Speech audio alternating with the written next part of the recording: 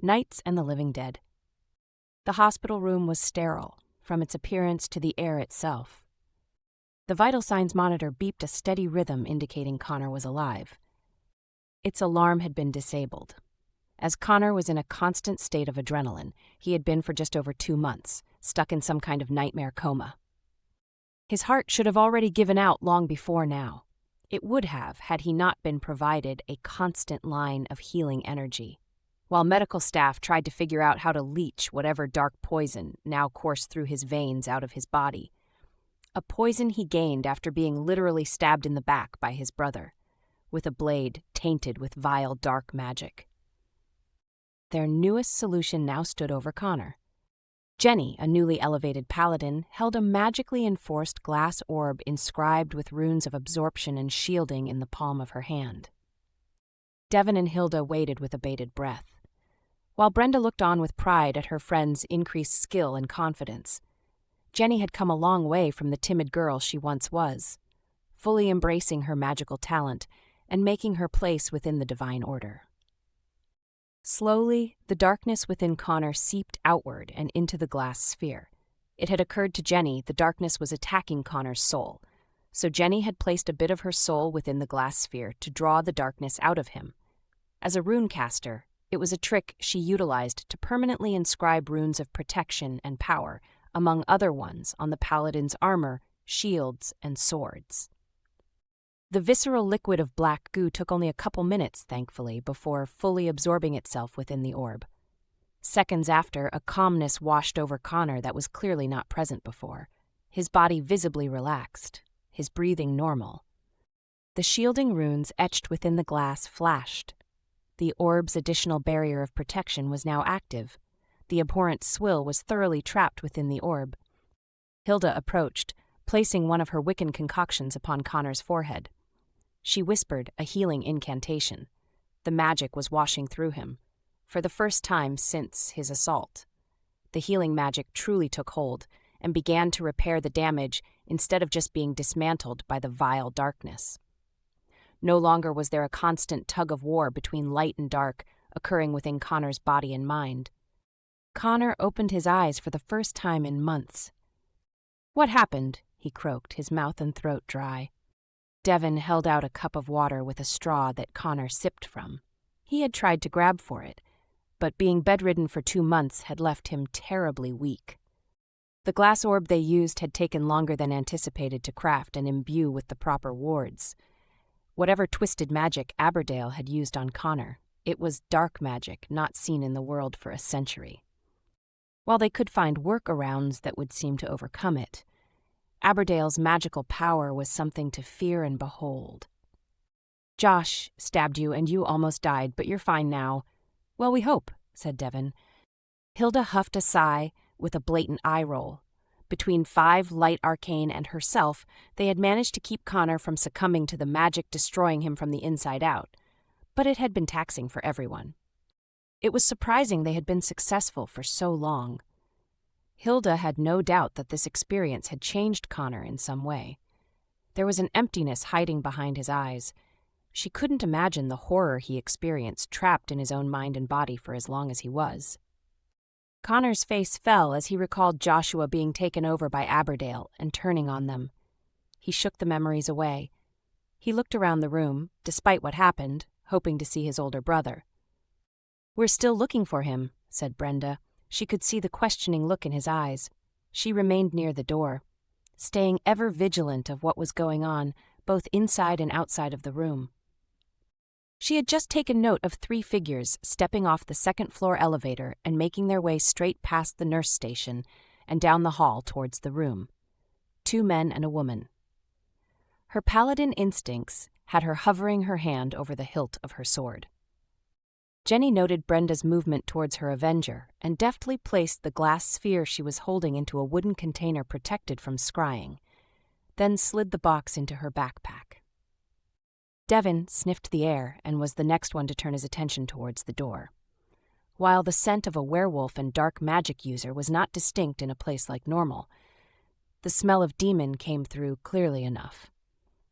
Devon stepped towards the room's door, staying back enough to not crowd Brenda, but be able to step in and protect the others.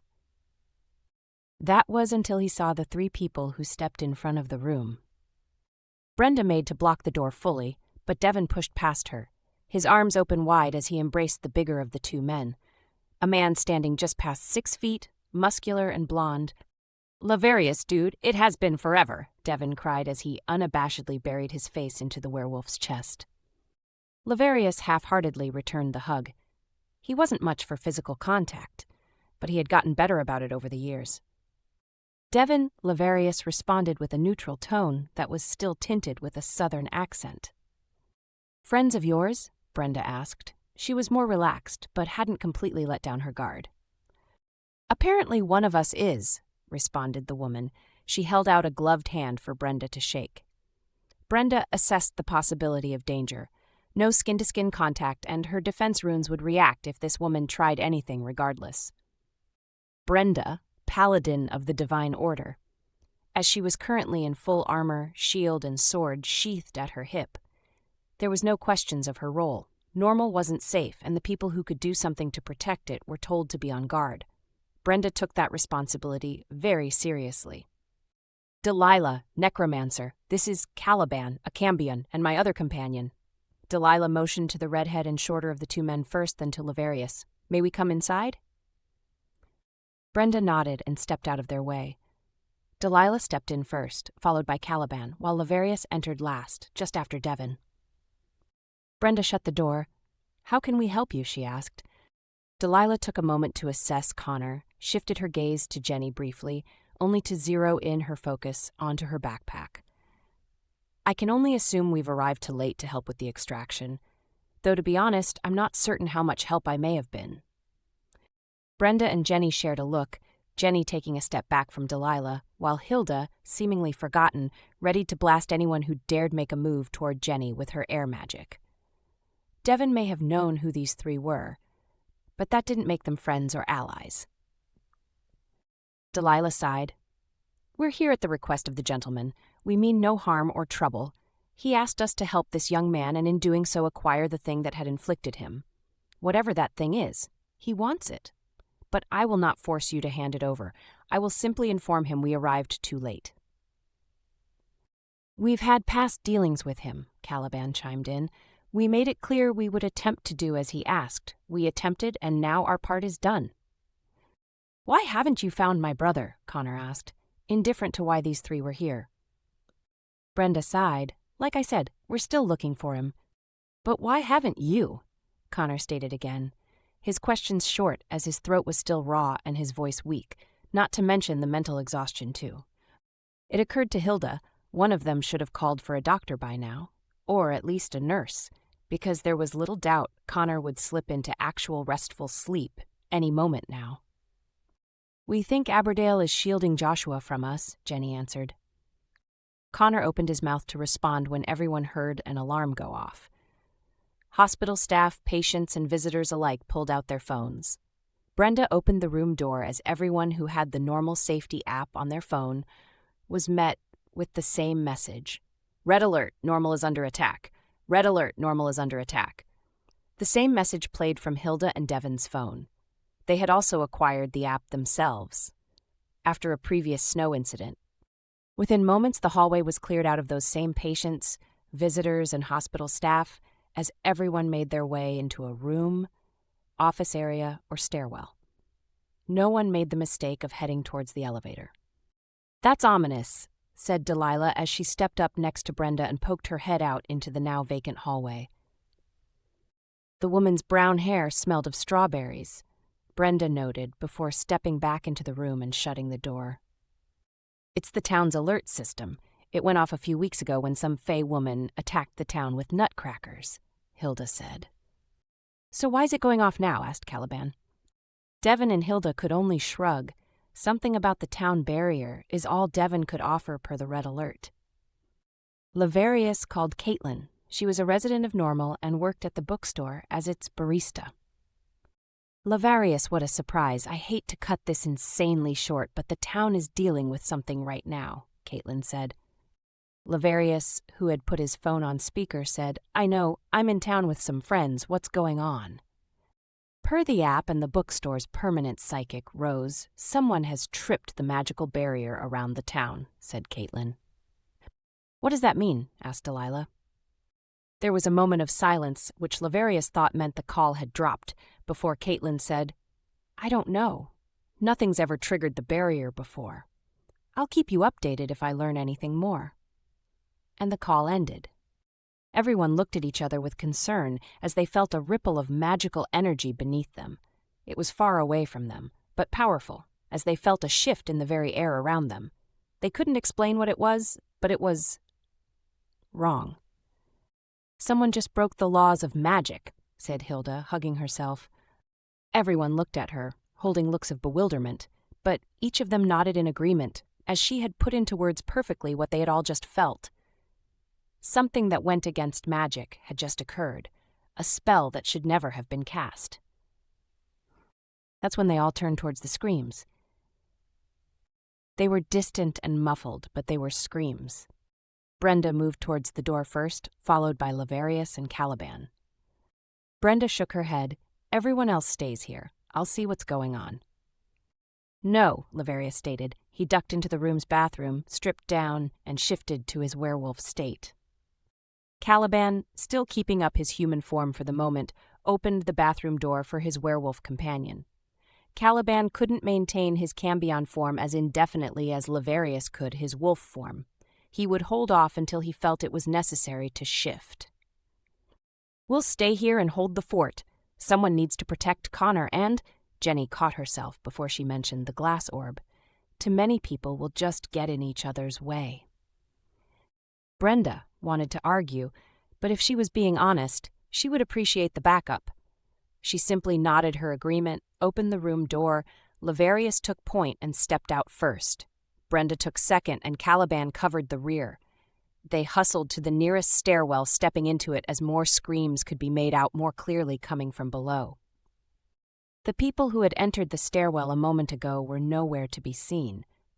Brenda hoped it wasn't them screaming. The basement, said Brenda. What's down there, other than thee? A sick realization washed over her as she understood what the screams were. They weren't screams of the living, they were screams of the dead, as their bodies were being forcefully reanimated. Zombies, she said. Both Laverius and Caliban nodded their agreement. They worked with a necromancer. They were no strangers to the undead, though Delilah had a rule about animating her own corpses. Each of them hurried down the stairs to the hospital's morgue. Grizelda had gone to the Evermore Cemetery first. The moment she stepped onto the hallowed ground, her staff of necrosis, gifted to her by her brother, died immediately. The entire cemetery had been warded against necromancy, well raising the dead at least. So, forced to think quickly, Grizelda thought of a place that was likely to have some dead around. As luck would have it, there had been a terrible accident just outside the town around a week ago, involving a bus. Sadly, most of the passengers had perished in the horrible crash, and Grizelda was now making use of their bodies. Her brother had made this seem far easier, even as a disembodied spirit, when they had attacked the Nightingale Museum a while back. He had utilized the security guards and late-night working staff. But Grizelda was making do. Normally, zombies required rhythmic beats in order to get them up and moving, but her current staff imbued them with hunger. These zombies would act more like those portrayed in video games and movies. They couldn't spread their zombiness to others through their bite. They weren't actually infected undead. But the fact they had a part of their conscious forcefully made aware again after death was quite twisted. Grizelda could hardly imagine what it was like to be partially aware in your decaying body. But sacrifices must be made for the greater evil. In truth, she felt both a thrill and fear, knowing the only thing keeping her safe was the staff of necrosis. Grizelda turned towards the main door of the hospital morgue. An armored black woman with a sword and shield barged her way through the door, followed by a werewolf. A third stepped out of the dimly lit hallway, a pathetic human man. No weapon nor armor, just a man. Though attractive at least, he was short. Grizelda smiled toward him. While the staff gave her the ability to create and control the zombies, any undead, really, she was an enchantress by nature, and she would much enjoy adding some living toys to provide her protection. She did enjoy her puppets, and men were the easiest of her prey. Brenda stepped in, her Holy Avenger runes lighting up as she slashed through the first zombie closest to her. The magic of her blade sliced through the necromancy magic, causing the zombie to crumble, reducing the threat by 1. Or it should have. Grizelda laughed as her staff, sensing the severing threads of its magic, emitted tendrils of darkness, weaving their way back to the corpse and rejuvenating it. Within seconds, the zombie was fully reanimated and lunged towards Brenda, who responded by getting her shield in the way, which deflected the zombie off her and into the wall. Laverius was having equal luck. He easily shredded through each zombie, removing legs and arms. Despite being freshly dead, the tendons and ligaments gave more easily to the bite and tears of a large werewolf. But the necromancy magic held strong and repaired and reanimated each zombie. They were starting to overpower him. Caliban, seeing how badly things were going, charged towards Grizelda, planning to shift his form once close enough. Dominate cast Grizelda. As her enchantress magic washed over Caliban, his eyes glazed over as he made his way towards her, towards a woman that was no longer his target, but his mistress. She smiled as she willed the staff to extend its protections over her new toy. Laverius growled at his friend, but couldn't react as he was having to back up more and more towards the door as the zombies continued to overpower both Brenda and himself. No matter what Brenda did, she couldn't keep the zombies down. She had even gotten in a couple of headshots. But the damn staff kept undoing any progress she or Laverius made. Worse, it was clear these zombies were cannibalistic. They had landed some bites on Laverius and her. She thankfully had her armor to keep her safe, but Laverius wasn't as lucky. He had a heightened healing factor being a werewolf, but that didn't make him immune to constant injury or pain. "Retreat," Brenda ordered, and both she and Laverius rushed back through the morgue doors. Grizelda, who was admiring her new plaything, offhandedly ordered the undead to give chase. The 10 zombies did so. Grizelda entertained the idea of raising more undead, but worried the staff's magic may be limited to distance. She gave Caliban a passionate and hungry kiss, enhancing her control over him, a kiss which he returned in kind. Grizelda then turned to follow her zombies, with Caliban following close behind like a dog on a leash. Joshua was flung down the hall and crashed against the nurse's station. Hilda suppressed her wind cyclone blast ability. Apparently Connor's missing brother decided to come to them after all this time.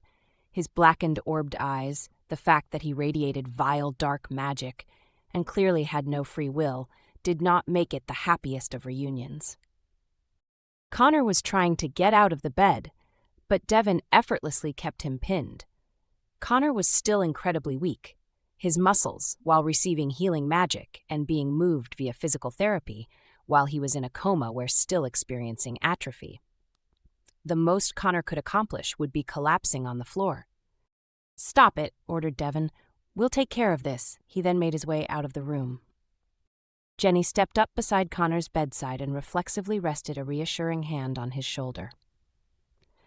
Connor collapsed back onto the bed and huffed out a breath. As much as he wanted to fight, it had taken most of what little strength he had left to even try and lift himself partially up. Hilda made her way to her bag and began looking through it for any useful concoctions she had created. Her own shop had been lost in a fire, and she was still dealing with insurance about getting a check. Plus, the remodeling of the shop still took time. She had been busying herself in a Wiccan shop here in Normal when not staying by Connor's side. The Timeless Tarot. While the origins of tarot wasn't Wiccan itself, it was a favored tool from some practitioners and this shop's main theme. Charles Jones, the Wiccan owner of the shop, had been more than kind to let Hilda work her own magic and brews there. She had gladly left many of her more simpler spells as a thank you for his generosity. Delilah attempted to hold herself back. She was like an energy vampire. Her black magic fed on other black magic. She felt the power coursing through that paladin, or fallen paladin, really, and she was overcome with hunger. Her power also felt something coming from within the young woman's backpack, but something was shielding it. Regardless, Delilah felt herself losing restraint. Magic itself wasn't sentient, but neither was basic human hunger and desire, but it still pulled at you to take action, to consume the need, quell the thirst. Everyone was momentarily distracted when another crash, closer, could be heard as a door slammed against a wall and both Brenda and Laverius returned. Sans Caliban. "What happened?" asked Hilda. "Zombies," said Brenda, standing just outside Connor's room. Devon was shoved back towards the group and crashed into Laverius, who was standing a couple feet back from Brenda in the hallway. The werewolf positioned himself to take the brunt of the impact to help cushion Devon's fall. Brenda noticed Joshua, her former friend and paladin, making his way towards them. Joshua's eyes were complete black voids. His slightly raised veins appeared to be pumping through his body, the very same ichor they had drawn from Connor earlier. His holy avenger dark as pure obsidian. Same with his armor. The runes meant to protect against harm and aid in the slaying of evil were now a deep blood red, letting off the softest glow against the voidless black. Brenda readied herself and went to meet Joshua face to face. "Help Laverius hold the zombies. There may be a woman with a staff following behind. Take her out if you can," she ordered Devon. Devon, recovered, allowed himself to let his vampiric virus take hold and shifted completely before he heard the hungry growls of zombies echoing in the stairwell. He did as Brenda asked and stood with Laverius. 10 zombies crashed onto the second floor. They split into 2 groups, 5 each, both rushing Devon and Laverius. Realizing there was a small chance the zombies could find themselves into innocent bystanders' rooms, Laverius leapt into the small horde of zombies with teeth and claws, ripping, snapping, and tearing away at their limbs with greater ferocity than before. He seemed to be making progress, until the staff-wielding bitch stepped out of the stairwell casting a cascade of necrotic fog, which undid the damage that both Laverius and Devon had accomplished. Gwendolyn, taking note of Devon, didn't hesitate to cast an enchanting spell upon him, and the vampire found himself bending his knee to her. She immediately extended the staff's protection to him. Laverius, with all 10 zombies now focused on him, was forced to withdraw. He was about to enter Connor's room when Delilah stepped out of it. Gwendolyn's staff was too much of a boon for Delilah's power to ignore. Brenda and Joshua were blow for blow. Despite Joshua being fully controlled, Brenda noticed a hesitancy in his attacks. Was he trying to resist the control Aberdale had over him, or was he simply exhausted? It was unlikely a mindless sentinel would be allowed much rest. Regardless, she was winning. But what did winning entail? Did she kill him? Try to knock him unconscious? Help free him from the dark influence coursing through his mind and body? Brenda knew the truth of the matter. She would have to end his life. It wasn't the ideal choice, but there were other innocents about, and she couldn't risk their lives for the possibility of saving Joshua. "Help me," Connor pleaded. Chaos was going on outside his room, and all he could do was feebly lie in his bed. His brother needed him. Hilda, after reviewing her concoctions, had some healing charms, especially after their last fight, a couple of warding charms and an invisibility one. She looked to Jenny. "I have a plan, but it's going to involve that orb of yours." Jenny's eyes went wide, but she nodded. Things were bad. Very bad. If that thing could help save them, she would do whatever she needed to do. Jenny removed the box from her bag and the glass orb from the box. She looked to Hilda for guidance. "That stuff inside it? Can you cleanse it?" Hilda asked. "How so?" asked Jenny. Connor also looked concerned. "You don't have to change what it does, just make it good." Hilda hoped she was explaining herself well enough. Jenny scrunched her face in thought, and then she got an idea. She tapped into her arcane talent of light, taking a part of her very life force, a skill she learned as a runecaster, and seeped her raw power into the visceral goo. She had already trapped a part of herself within the orb, which the goo had absorbed into itself, so she simply empowered that seed of light. She expected resistance, but instead the sludge seemed to draw on the very power she was feeding into it. Unsurprising, really, its entire function was to consume light itself. Jenny recalled her fight with the boogeyman, a creature of all-consuming darkness and nightmares. It was similar to this. thing. Like Hilda said, she didn't change the goo's purpose. Beside the fact that type of magic was beyond her, it would have taken too much time. But she did alter its primary target. Instead of it being darkness that wanted to consume light, she modified it to be light that consumed darkness. Now to give it a vessel. She then held the orb over Connor. "Are you ready?" "Will this help me save my brother?" Connor asked. "I don't know," Jenny answered honestly.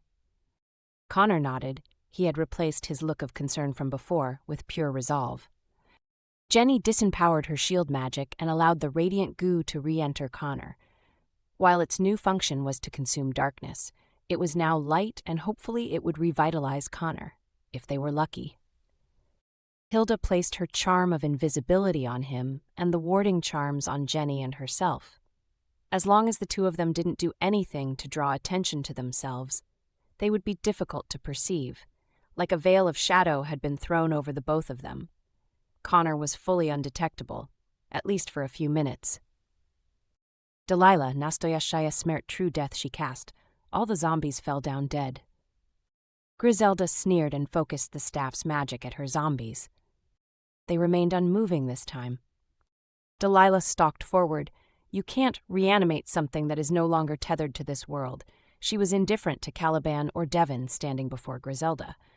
Delilah was purely focused on the staff.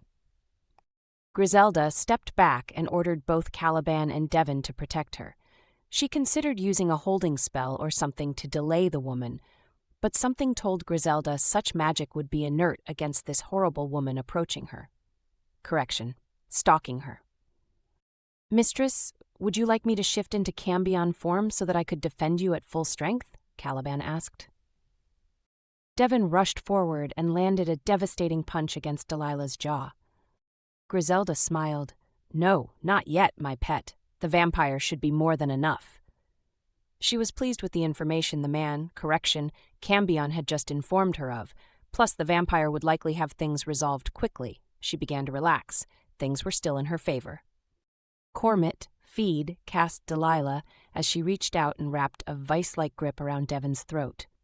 Devon was surprised by her raw strength. His punch should have ended her, knocked her unconscious, or at the very least shattered her jaw. Instead, she simply seemed annoyed by him.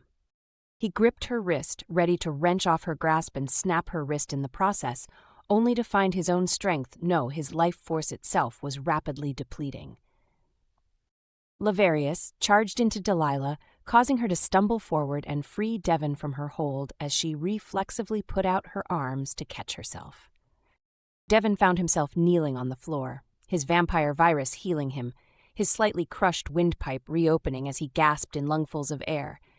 He had been all but depleted in seconds and found his own hunger awakening, needing to replenish the power that was stolen from him. Enchanted or not, the hunger would not be impeded by some mere enchantress. Devon had no desire to feed on a werewolf or demon. The necromancer would kill him. His mistress was distracted. The patient's rooms had sufficient prey, but to feed on someone weak and sickly would hardly do to revitalize himself. The hospital staff may have the means to protect themselves with magic, or if they were gifted. Connor was weak and defenseless and not sick. Hilda and the teenager were practically powerless too. He would need to go for the Wiccan first, but they were each promising prey. He turned to Connor's room only to see it empty. How? Were they hiding in the bathroom? No, he could smell them.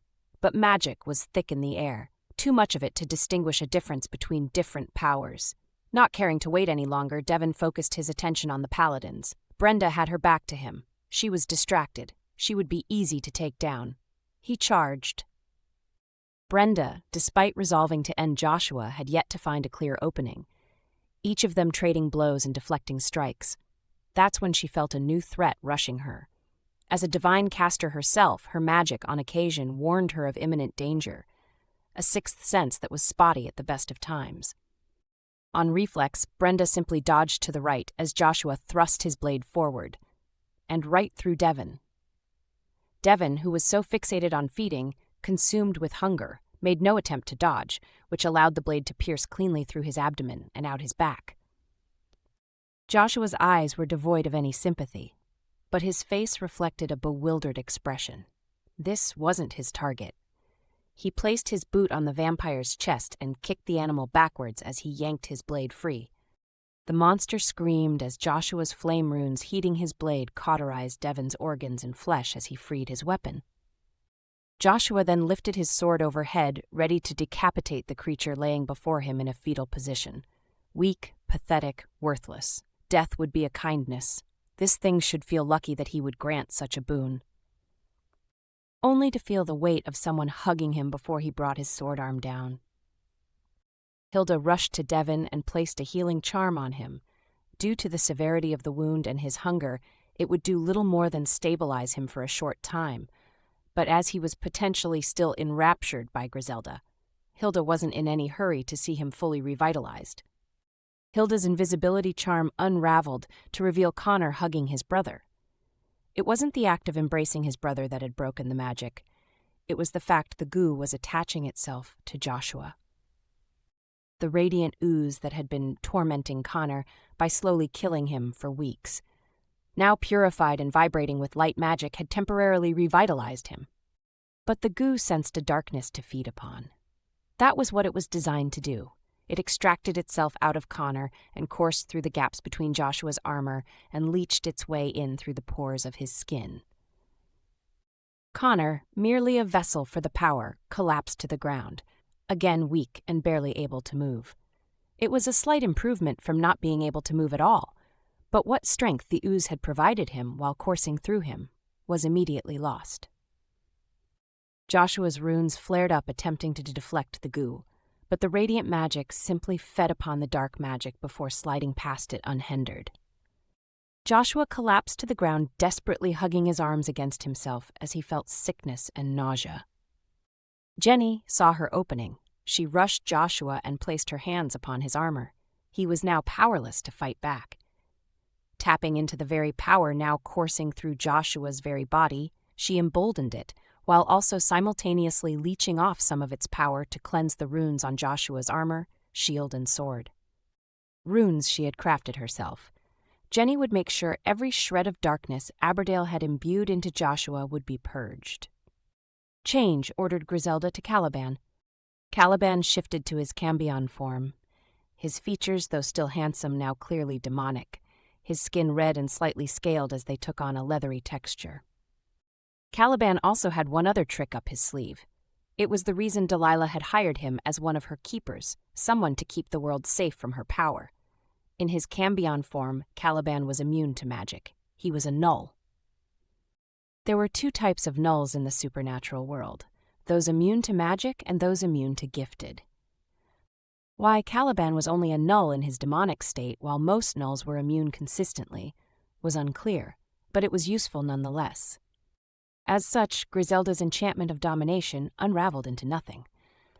Caliban, reacting quickly, snagged the necrostaff from Grizelda, its magic going inert in his grasp, and tossed it to Delilah. Delilah grabbed it from the air, and her necrotic magic, detecting a similarity of power, fed until the staff itself was nothing more than a finely crafted and withered walking stick. Grizelda, recovering her wits about her, made to cast another spell, only to feel Caliban's iron grip upon her arm and felt her magical link severed. She was powerless within his grasp. She felt a wave of sickening realization wash over her at that thought. Laverius started to head back to Connor's room so he could shift back. It was clear things were starting to calm down, but Delilah climbed onto his back and poured her necromantic magic into him. He changed from werewolf to deathhound. The shift was subtle, but noticeable. Delilah leaned down and whispered into his ear, "Come, my darling, there is something evil in this town and I desire to feed." Laverius, now feeling the same power and hunger that coursed through Delilah, nodded his head and charged down the hall, crashing through a balcony door and leaping down to the ground below as he barreled off into the night. Caliban could only stand shocked as Delilah rode off into the night with Laverius, before he dragged Grizelda to the rest of the group. Joshua was breathing easier as Jenny worked her magic and drained the darkness free of him. She recalled the goop, and it resided once more in the glass sphere. She was about to reenact the sealing runes when Hilda took the glass sphere and placed it upon Devon. The goo seeped out and into the wounded vampire. Within moments, the damage caused by Jacob seemed to heal. Granted, once the goo left Devon's body, he would probably succumb to the injuries again, as Connor had. Devon shot up. Hilda and Brenda immediately went on guard. Hilda ready to blast him with a jet stream of air, or Brenda ready to beam him with her shield. Devon's eyes turned gold. His very body seemed to radiate a hint of light. What just happened?" Devon asked. Hilda and Brenda shared a look, while Caliban came up to them, Grizelda still in hand. It would seem his hold on the enchantress had severed her tether to Devon also. It was at that moment the hospital doors at the north end of the hall flew open and in marched Sheriff Rhodes. "What the hell is going on here?" he demanded. Caliban presented Grizelda his grip unwavering. "She did it." Everyone else in the group nodded a confirmation. Before Grizelda could speak, Sheriff Rhodes locked her in handcuffs. "She's an enchantress," warned Caliban. "My hold on her is stopping her from using magic." "I'm aware of who she is. The deputy report from her last visit and the damage she did left quite the impression on the Nightingale Museum and the town," stated Sheriff Rhodes before pulling her free of Caliban's grip. "These handcuffs, recently donated to the department, nullify arcane magic as long as they are worn. She won't be doing any more casting tonight." "Help me and I will own you a favor," Grizelda said to the air. "No one will be trading you any favors," said Sheriff Rhodes. Then all of them heard and saw the very fabric of reality tear. A dark monstrosity of unnatural evil stepped out of it. Sheriff Rhodes quickly pulled his gun. Brenda's defense runes were fully ablaze. Caliban was ready to charge, but unsure if he could inflict damage or if his null ability would even affect the monster. The devourer stepped forward. Grizelda felt a flash of relief. That was quickly lost as the creature of pure darkness locked eyes on the teenage girl. It charged for her. Sheriff Rhodes shot multiple bullets, only for them to have no impact. Caliban and Brenda charged, only to be blasted backwards as they made contact with the beast. Devon, while strangely no longer feeling hunger from his depleted power, still felt weakened and off. He was unable to react. Hilda attempted to blast the monster with her air magic, but it seemed unbothered. It grabbed for Jenny, who was simply too exhausted to fight, her magic and strength spent, and carried her into another rift through reality it created, before sealing both of them as he stepped through the second one. But not before Grizelda had slipped away into the first gate he had created when everyone was distracted. Silence filled the hallway. Sheriff Rhodes eventually reholstered his gun before turning to the remaining group. He was clearly unhappy that Grizelda had escaped and Jenny had just been kidnapped. But it was something more. "What the hell is going on here?" he asked again, but this time to himself. "Per your town's red alert, something bad," said Hilda. "Perhaps you could provide us some idea of what's going on outside of the hospital." Sheriff Rhodes nodded.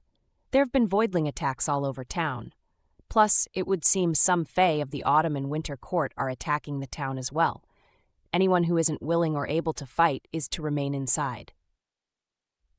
After he gave everyone a moment to digest that information, he continued, "I need to get back out there. We have a whole bunch of supernaturals fighting in defense of the town. Stay here and stay safe."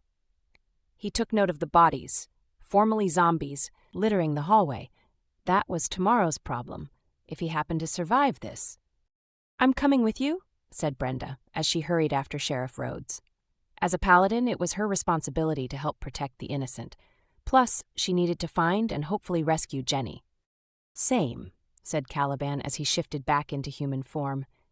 He needed to find Laverius and Delilah especially. She was a danger to herself and everyone around her in the state she was currently in. He had been foolish to give her the staff. He should have destroyed it himself. But then where would that have left them? "Me too," said Devon. He stood and surprisingly found his strength was returning to him now. That's when he noticed it. The goo was consuming what little residual dark magic that remained in the former zombies. In feeding itself, it was feeding him. It would seem the goo had infused itself with his vampiric nature. It occurred to him he had truly felt better after that monster of darkness had rushed past him. The light must have fed on him, too. He turned to Connor, Joshua, and Hilda. Hilda waved him off. The hospital staff would be out shortly once things calmed down. She could manage. The town needed Devon more, and it was unlikely the enchantress or that monster would be back anytime soon for a Wiccan-downed paladin and a recovering paladin in training. Devon nodded and ran after the others.